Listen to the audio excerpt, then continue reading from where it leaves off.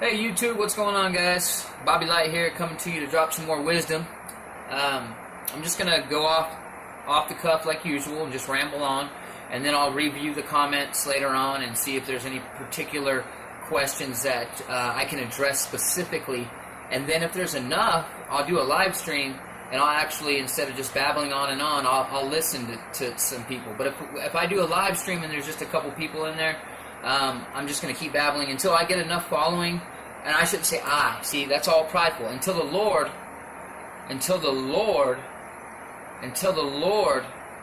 puts this wisdom in front of the hearts and minds of those people He would want to hear it. That's exactly, because I'm not in control of any of this. God is, and I don't want subscriptions, and I don't want donations. Actually, if anyone ever did donate anything, I wouldn't want it. I would ask first and foremost that you ask me how if I want support or something like that, and I'll just shoot you a website where I know that there's organizations that I know of personally that go into third world countries and do good missionary work and don't take any of the money. Literally, they might take just enough to get some of the things that they need, but they're not like the rest of these American organizations where they just literally take 97% and give the bare minimal to the people. Like 3%, I believe, is what the bare minimal is, and that's all these elites and technocrats do.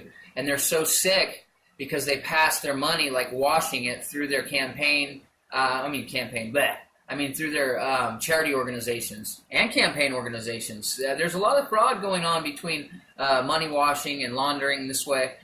Because there's a lot of dirty money out there, and they can clean it this way too, through these. Hey, buddy, I'll help you out on your charity if you help me. Yeah. Let's have a big old ball and a huge dance, and we'll have the taxpayers pay for all that too. Yeah, all right, man. And then we can go have some rituals and cut open some babies and drink their blood. Woo! Go!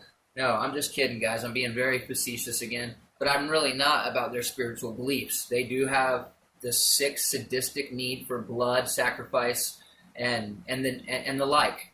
And so, with that in mind, what I wanted to talk about, like I said, everything's off the cuff here. I heard something about President Trump saying he wanted to get the space program going. Actually, he said that the United States would be like one of the leaders, the world's greatest space faring nation or something like that. The world's greatest space-faring, F-A-R-I-N-G, not fearing, nation.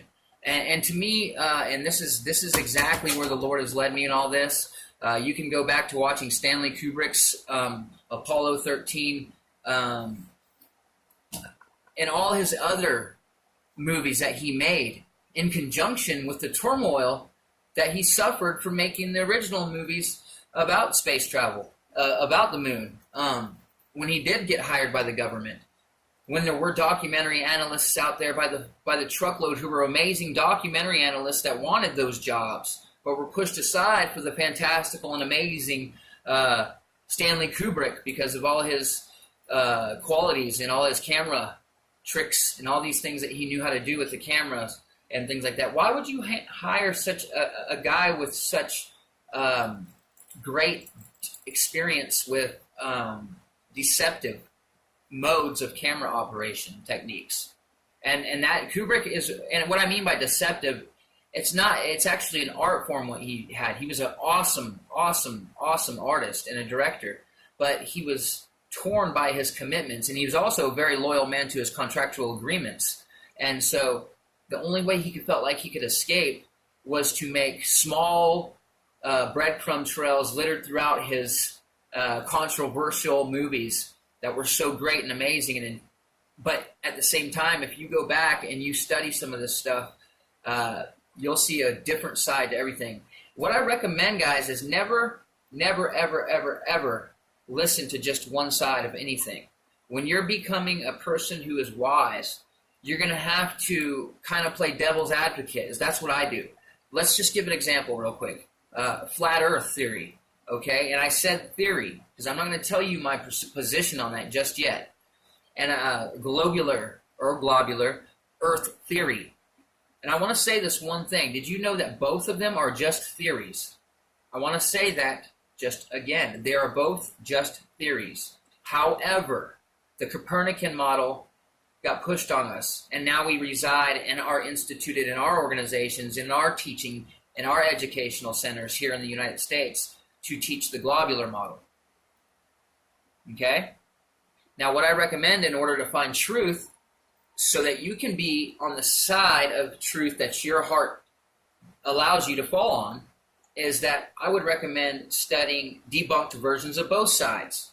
Now, what you're going to find out, you'll find out throughout the versions that solidify and build up upon and give and grant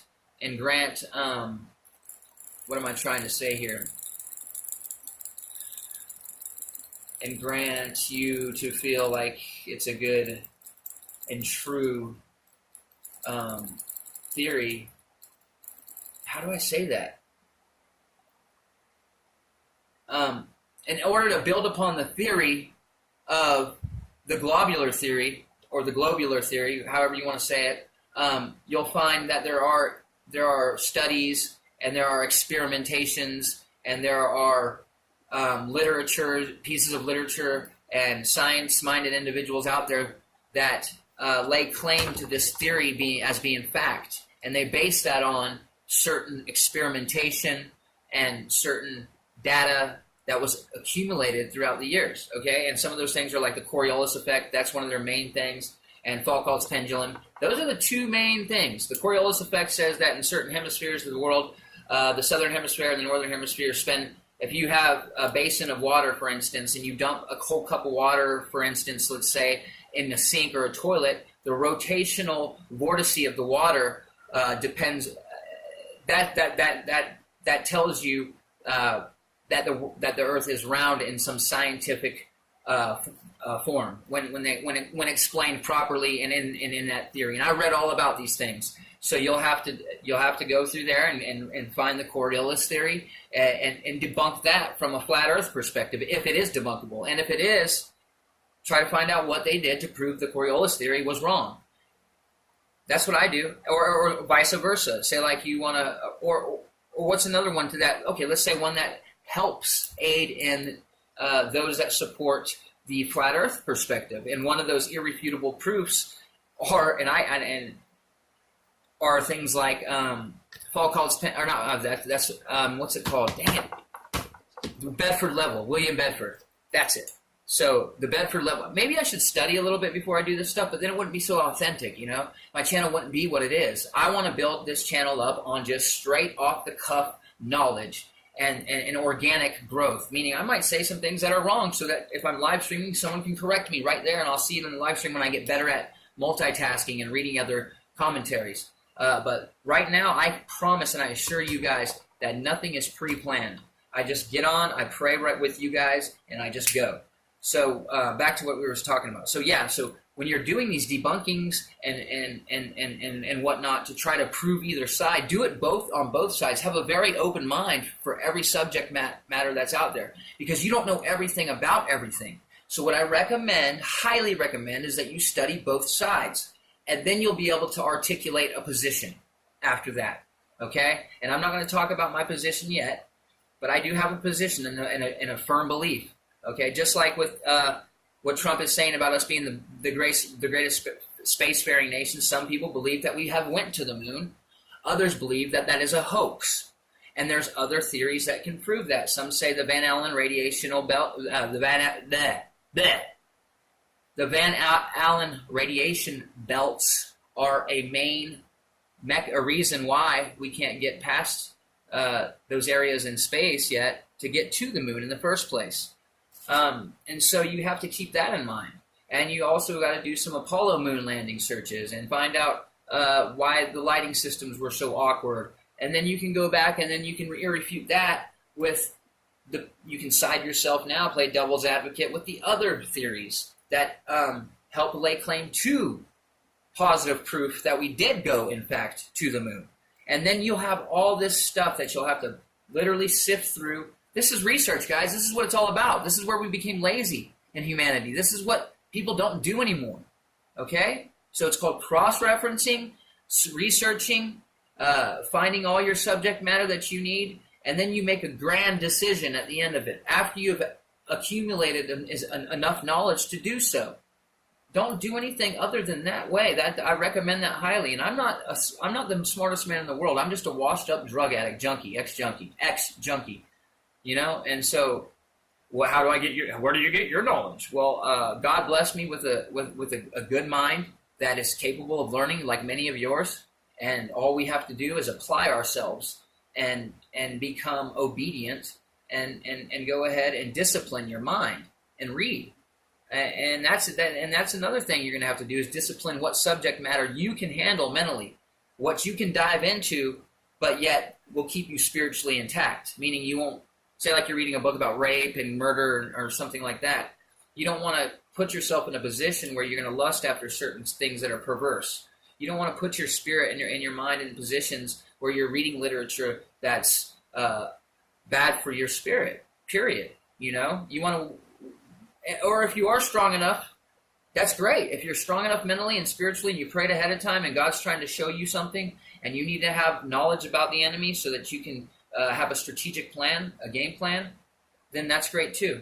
My game plan is just this. There are people out there that I can't touch. That are ruining this whole entire existence of ours. They have set it up so that I can't get on TV.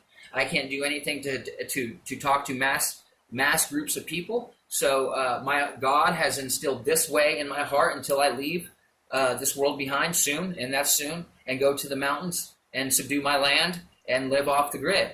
And then that's coming soon. So this is all like a, and I don't want to say like, I don't want to put myself on a pedestal, guys. I really hate pride and boasting, and I used to be a very pride-filled, boastful man, especially when I play. Never mind, I just don't even want to go there right now. But yeah, so what I'm saying is there's so many things out there that are meant to deceive by the enemy, and so much obfuscation, and so many tactics that the enemy uses to throw us off track. So with all this obfuscation and all these things, like I was saying, do a well-rounded study. Keep your mind in tune with the changes and things and the things that are going on in the technological realms of this world, in the political realms of this world, and in the religious and spiritual realms of this world. Because I guarantee you, the Prince of the Air has a hand in his tentacle, or whatever you want to call it, in many of these areas. All the way from the smallest systems and all the way up to the largest. And that's why we have to take every thought captive and navigate this world with a Christ-filled, Spirit-filled mind. Okay? Because we already fell short. We already fell short in the garden. We already are dead to our nature, so therefore we have to be born again. We have to die to our flesh here on this earth enough to humble ourselves, realize that there's a God out there who loves us, and that we didn't evolve from goo, and that, I don't want to go into any more details, but just that, okay? And that we need his help, and we need his guidance, and we need his wisdom in order to have a solid foundation that is palpable, that is intellectually stimulating, and that's convincing to our spiritual nature and our physical nature enough that we want to take this information and expound upon it societally and send it out like trumpets throughout the world. And that's what my calling is now. It's like this undeniable passion that grows more and more each and every day inside of my spirit, because I'm more and more zealous, more and more in love with my Creator, with my Father. And I pray for those things. I recommend you have a good, strong prayer life. A life where you set time aside relationally for your Father. I like to use the analogy: if you have a daughter or son and you never talk to them, are you going to grow? Are you going to get stronger in bond? Are you going to like what they like? Are you going to know their nature? Are you going to know what drives them? You know, it's a relationship. You know, and every person out there is like a piece of land that God places in your path. So don't take any piece of land for granted. Say like you're at a store and someone rudely cuts you off in line or interrupts you and slows your progress down. You could do one or two things in that very moment. And I used to do the evil thing and get right back mad and retaliate and use that American pride and pull myself up by my bootstraps attitude, you know. if you're going to touch me, oh boy, you better watch out. I'm going to touch you back, boy. And if they don't bother me, I don't bother them. But as soon as they bother me, I'm going to get them, But that's not a good attitude to have. I'm sorry, it's just not. You got to die to the flesh, turn the other cheek, crucify your flesh daily, as Paul says. And so what I'm saying with that is, since we are farmers, and since people are pieces of land that we are given by God throughout the day, and they are not accidental. It's not a coincidence that you meet somebody today. God has placed that person in your path for a reason. And you have a chance to navigate the worlds with the fruits of the Spirit, to plant the seeds in the hearts and the minds of those individuals that you meet, no matter how they treat you. In an instant, you could be in a situation where someone is rude, begrudging, hateful, and belittling, and you have the opportunity at that point to employ compassion, mercy, kindness, meekness, joy, love, and all the other fruits that go along with those things. And I recommend that. I do. Patience. Gosh, what a wonderful thing patience is. So when he pushes you out of the way, you say, oh, brother, man, I'm so sorry. Hey, let me get that coffee for you, man. I didn't mean to do that. I'm sorry. I got in your way, And then make it like no big deal, and make it as unobtrusive as you can. Make it unbelievably kind and so loving that they have no other choice than to sit there in awe and wonder what in the world is driving you today, because that is awesome, and that's just what you do. And a lot of times you're not going to have people that are going to treat you nice even after you do that. So don't go, gosh, I was just so nice to you after I did that, and now you want to treat me like this? Well, then F you. Don't never get there. I know that sounds hard. I know it does. But always try to stay focused on the spiritual path. Okay, guys? It'll the seeds that you'll plant in their hearts and minds, and then if you see them again, you can water it with some more word or some more love. You don't always have to throw straight scripture at somebody. Your life, living it for God, is already going to have fruit. You're already going to be living a fruit-filled life where the joy and all this stuff will just be filling you up, and you'll see it. You'll know it by what you bear. Every good tree bears good or bad fruit. All right, guys? Every good tree. Every good tree bears good fruit, but every tree can bear either good or bad fruit, depending on whether or not you employ the actual fruits of the Spirit that Christ teaches us about, or you don't. And you go anti-fruit, which is bitterness, gall, hatred, pride, disillusionment, confusion, all those bad things, just stuff that's not right, stuff that that makes you feel icky inside. We are spiritual beings, guys. So what I want to say about Trump is he talks about how we're going to be the space-faring nation again. And all this is just, and I want to say this, and I want to reiterate this, fallen angelic beings once came here. They created a mass deception. They messed with our DNA. They were trying to thwart the coming of Christ in a pure lineage, is what happened. That's why Noah had to separate himself, and he built the ark, and then his family got upon it. And because that was the only pure lineage back then. The bloodline was corrupted by these fallen angels, and they had taught our women how to paint their faces, decorate their eyes. They taught the men how to warfare, metallurgy, which is metalworking, other things too, root cuttings, all kinds of different stuff, because these are high-minded, intellectual angels that can masquerade as light, as beings of light. And since they, in their own will and pride, decided to do what they wanted, just like we did in the garden, kind of like the disobedience that we had incur upon our souls, they were punished. And they came down here on Mount Hermon, and they did some deceiving things. They had sex with our women, and giants were born, mighty men of renown, and Genesis 6:4 talks about this. And so do other scriptures throughout the Bible. If you want to hear more about that, please send me a comment. We can specifically dive into a study just straight off Genesis 6:4. That would be great. I love doing those things. Now let's get back to space travel. I do not believe that we went to space. I believe that the alien deception that is about to occur is exactly what it is, the alien deception. It'll be the grand deception of all humanity. It'll be this ushering in of these high-minded intellectual beings, which they're going to call aliens, which will be from a different planet or a different solar system, and they're going to come here to help humanity evolve.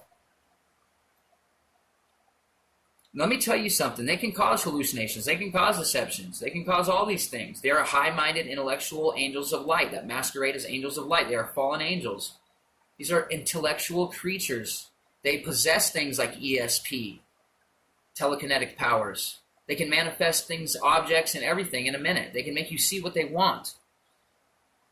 Also, we already have spaceships built by different governments. Hitler and World War II, the Nazi regime, the Vril Society. You might want to Google that. Google the Vril Society. Google the occult and how deeply intertwined and the Nazi regime was in those things. Helen Blavatsky was one of the biggest spiritual gurus for Hitler at that time.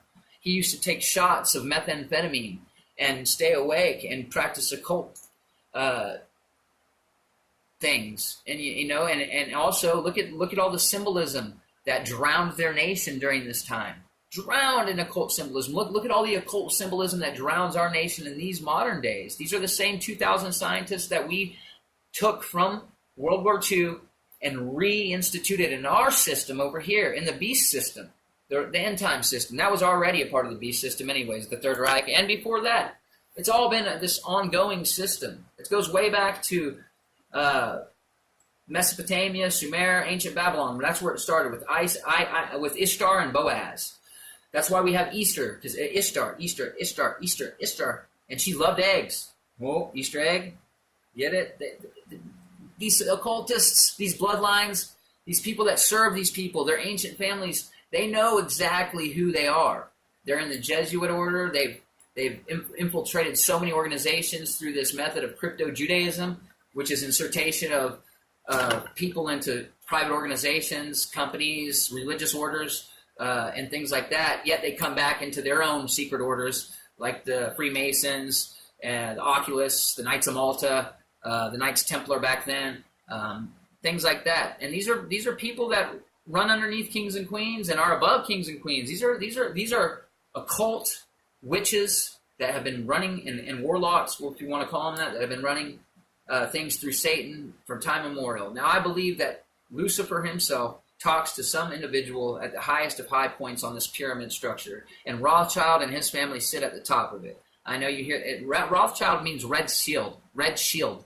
Their name is Bauer. They're Ashkenazi Jews. They're not even real Jews. Just like Henry Kissinger. He's not a Sephardic Jew. He's not a biblical Jew. They're Ashkenazi Jews claiming to have the royalty and everything else that they consistently lay claim to. They have raped and pillaged our world through famine, pestilence, warfare, and whatnot. They fund both sides of wars. They fund both sides of conflicts. They get wealthy off the sweat and blood of the people of this world. They institute central bank usury systems that are anti-Christian, and they expect everybody to follow right along to their methods of taxation and slavery. And it's horrible, and it's widespread. And they do the same thing over and over. Follow history. They go into the regime changes that they institute too. They're just sick. Our country's part of this whole thing too. Our country's partnered up with Israel and the Ashkenazis and all this. It's all about pride, greed, and imperialism, when it should be about self-sacrifice, service to one another, and humility, and meekness, gentleness, kindness, joy, love, compassion, those things. Mercy, grace, those things. Benevolence, those things. Long-suffering, those things. Empathy, those things. Nothing wrong with that. Those are great. Those are absolutely wonderful things. And if you led a life where you've torn your life up spiritually through your selfish deeds and your selfish acts, then you can understand how important these fruits are for you and how important Christ is for your life. Now, we didn't go to the moon, okay, in my opinion, I have many theories behind it. We can send, if you want to talk about the moon landings and things like that, we can do that as well. I have a wide array of knowledge about that as well. We can dive into that too, and why we didn't go, why I perceive that we didn't go, and why this next thing is just another ongoing implementation of the grand deception of these intellectual, higher-minded beings coming in to assist humanity in these last days. It's a big hoax, and it's going to be real as heck. And do you know they have this new layout, too, with these planes from Google that can literally fly for 5 years, and they're solar powered. And they are way up above the stratosphere. They're up almost in space, and they stay there, and they're going to be circulating our world. Okay, now they can go up and down at any elevation. Now, couple these things, these planes that can keep roving around, and do you know anything about holographic imaging and where that's going lately? Holograms are going a lot further than you think lately. There's fan-based ones. There's all kinds of holograms that are so amazing, literally clear, and the picture quality of them and what they can output. Now, can you imagine these drones flying around in our atmosphere and then them doing whatever they want holographically to cause deception, or whatever radio waves or different waves at different hertz levels, megahertz, kilohertz, and all these things, and watts, and all. You need to learn about these things. Frequencies are real and they're powerful. God created the world with what?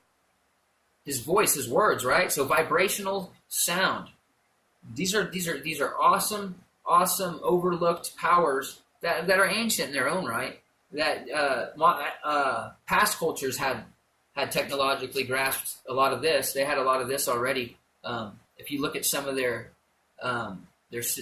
writings and their carvings, and if you look at ancient caves and ancient hieroglyphs from Sumer, Mesopotamia, Babylon, you can see some flying craft, some things that are you can see like electrical stuff, like wiring, possible laptops in people's hands, or devices that were handheld that had ports and whatnot, where you could see maybe like a USB or a memory card. And I'm not just being fantastical. I'm being real. There was a culture, and you can call it the Golden Age or whatever, when there were mighty men of renown, when there was DNA manipulation going on, where there were probably dragons and different kinds of animals that were created by these fallen beings and entities, much like the CRISPR machine can do for these modern humans today, as in the days of Noah, baby.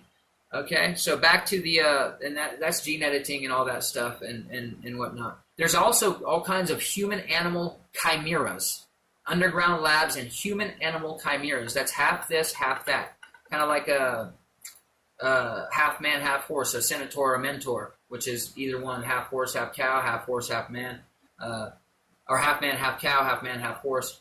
These people want these things. That's why they come out with these ideas like movies for the X-Men and all this. They're pushing this stuff, these agendas on us. They want us to believe in these things, and because they want to take themselves there, and it's nothing to do with any kind of Christ-like mindset. Trust me on that. Trust me on that. Okay, guys? So space travel for me is not anything but another deception, or an additional layer to the deception. Keep in mind, the enemy has been working at this slowly and at such a slow this grand build-up to this mass deception has been a slow build-up and going on since time immemorial, since ancient times, since the garden, literally. Okay? When he beguiled Eve. Do some studies on the garden, too. I recommend that, Seriously, dig in deep there. Genesis 6:4. Try to find out what the Nephilim were.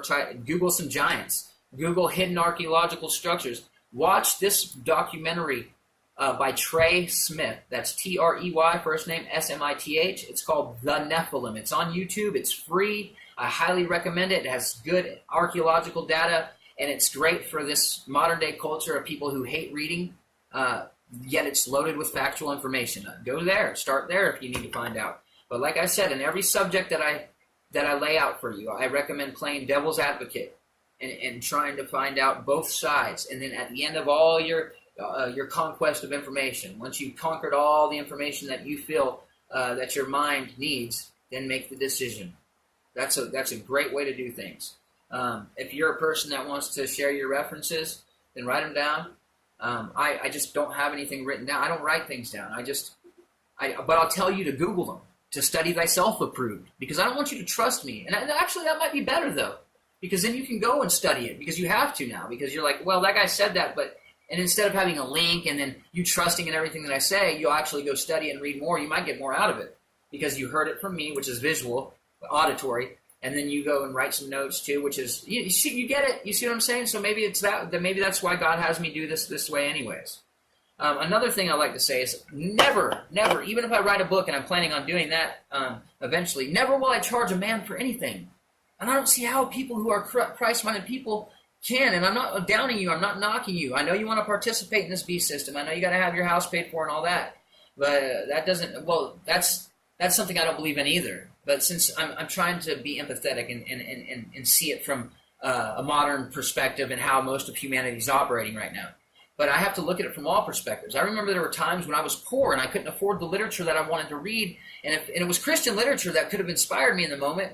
And I go off and do something evil throughout the day when I could have had that book in my hand sitting there at Barnes and Noble, and I could have been reading that. And maybe that would have kept me from smoking some crack or drinking some alcohol or shooting some heroin or meth that day if I would have stayed in the Spirit and if I would have picked up that book. But it was $5 and I didn't have nothing in my pocket. You know what I mean? For that, my mind was on other things. But it would have been nice to subdue my mind in those moments when I was in turmoil and in chaos and maybe get some spirit when I saw those things. I remember there were times, what I'm saying is there were times when I couldn't afford literature.